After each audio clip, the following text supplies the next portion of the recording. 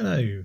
Today we're looking at my favourite songs from the 2020 national selection season for Eurovision, the songs that didn't win.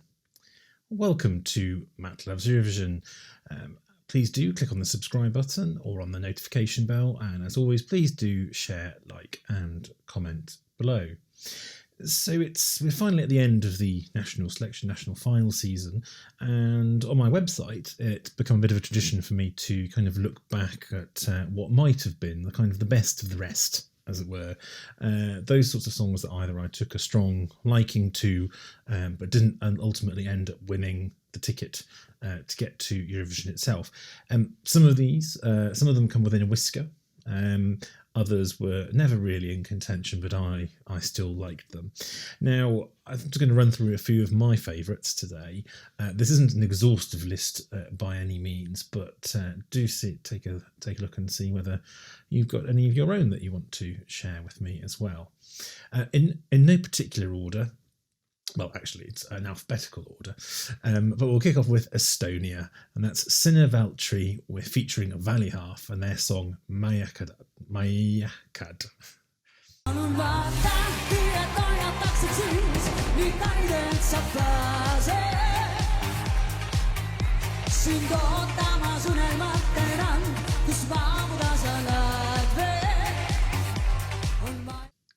So Sinne was actually my favourite artist at last year's Estonian national final, Estelal. This time she brought along two Sailor Bears, that's Valihalf, with a real schlagertastic bop. Never going to win, but it did get to the final, which was nice to see. And it certainly was one of the more sort of enlivening and up-tempo songs within that national final. Next up, it's Finland and Erika Vikman and Cicciolina.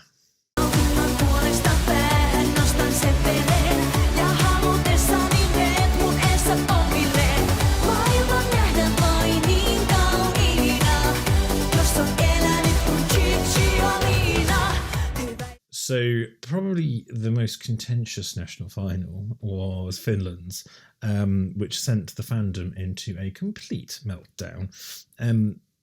Erika was the huge fan favourite in advance. She won the Finnish televote, but was let down by the international juries. I'm not sure I should use plural because the international juries were made up of a single members per country. I can't help but think perhaps the Finnish broadcaster had kind of tried to sway things slightly, gave her the second place running or in the running order, and there were various other things when I think they twigged that she was going to get highly likely to get a huge fan vote. Whatever that background situation, though, there's been a lot of unpleasantness and nastiness towards the artist that did win, which I think is totally uncalled for and out of order. So the fault does not lie with the artist for those sorts of things. Back to the song, though, and as you might have expected from a Finnish language, campy, up-tempo song telling the story of that Italian-Hungarian porn star come turned politician, and feminist Cicciolina. The staging and performance was suitably, completely OTT and mad, and it was glorious. I do hope we might actually see Erika at Eurofest at the RVT in future. I think she'd be very popular there. Moving on to Moldova, Passe-Partout and My Wine. My wine, I have to be to stay alive. Switching on my stress, grounding on my friends. You are my why, I have to be. So another bit of not so much a big of a scandal, but a certain inevitability that the ultimate winner of the Moldovan national final was the Philip Kirkorov-backed song. There were two songs that I really loved at the Moldovan final, but of which this was one of them, and I think I've picked this one over the other, largely because this was the runner-up, and so in my eyes probably was the most likely that could have gone to Eurovision. And also Passe-Partout is a Eurovision veteran. He's twice been at Eurovision, once as a main artist, once as kind of the songwriter and appeared on stage. So and it really does show. I think it's a very fun song, and it was very Moldovan in that kind of very catchy, very up-tempo, very fun, but a very distinct Moldovan sound about it. So yes, but we won't be seeing him this year. Hope he comes back another time. And now on to Norway. And it's Rain Alexander and One Last Time.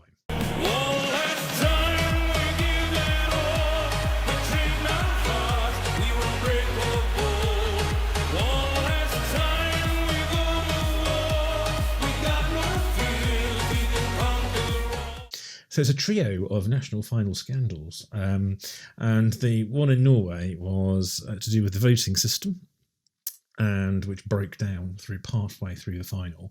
And it meant that they relied on some backup juries, which meant that Rain did not make it to the final four, because he wasn't so popular with the juries as I suspect he would have been with the online vote, but we should never know.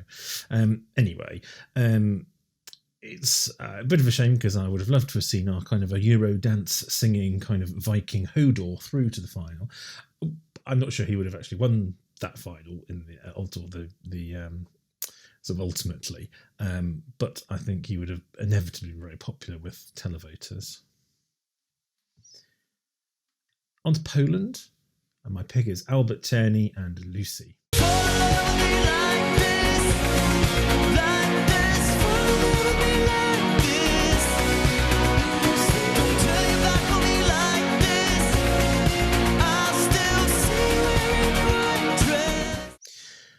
So this was an attempt to represent two different countries in two successive contests, but sadly Albert was the runner-up in a slightly bizarre national final, which was broadcast on a Sunday afternoon and had kind of a strong kind of almost karaoke element to it.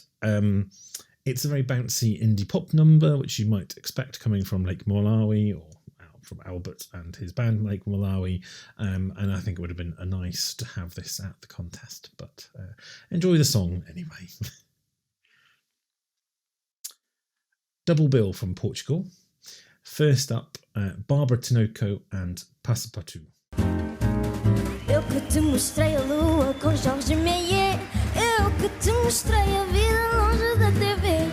E tu riste de mim como Jean-Baptiste Mulher.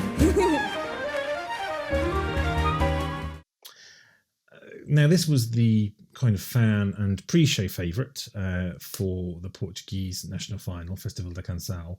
And it's a very Parisian-sounding ditty, very distinctive, and it actually got through to the final and won the public vote, but sadly it didn't impress the regional juries. I happen to think this is probably Portugal's best shot since they won in terms of getting a decent result. But I think my view is, though, I do enjoy Festival da Canção. I think it's one of the best national finals now. It's one of the most intriguing. It has some really bold and distinctive songs that don't pander to kind of Europe-wide tastes or to Eurovision. And I think as long as they continue to be bold and daring, I'll be very happy. The second song from Portugal is Filipe Sambado and Gebera Amarela do Sol. Tanta candura, delírio, tuas palavras, meu martírio. Gebera amarela do sul. Eu mesmo a ser de qualquer laia. Now, as I anticipated, this sort of lilting, meandering song that I enjoyed even before the kind of semi-final. I enjoyed the kind of the audio version of it. Even before I saw the kind of extraordinary performance and costumes of the semi-final. It didn't win, as I expected, though it did actually do really well in the jury vote. It won the jury vote quite remarkably, but somewhat flopped with the televote. And I think it may have met the non-qualification fate if it had got to Eurovision. But I think it would have been really nice to see Felipe take his creative and sort of provocative concepts to a bigger stage. It's very much I think it's a kind of a cross between Circe and Maleficent. But see what you think. Finally, in my list is Ukraine and Kayat, Call for Love. For love, for love, for love. Call for love.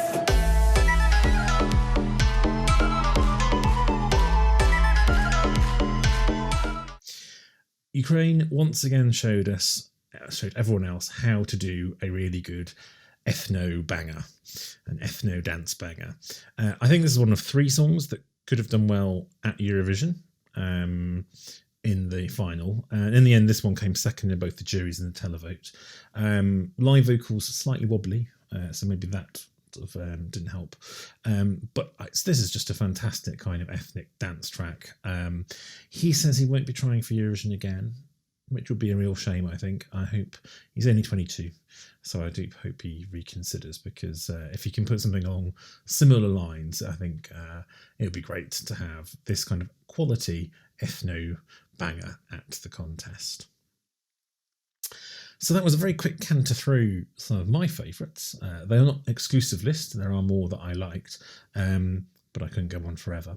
But do let me know what your favourites were from the national final season that didn't make it through to Rotterdam. And we'll be back again soon with more news about the upcoming contest and lots more. So we'll see you again soon.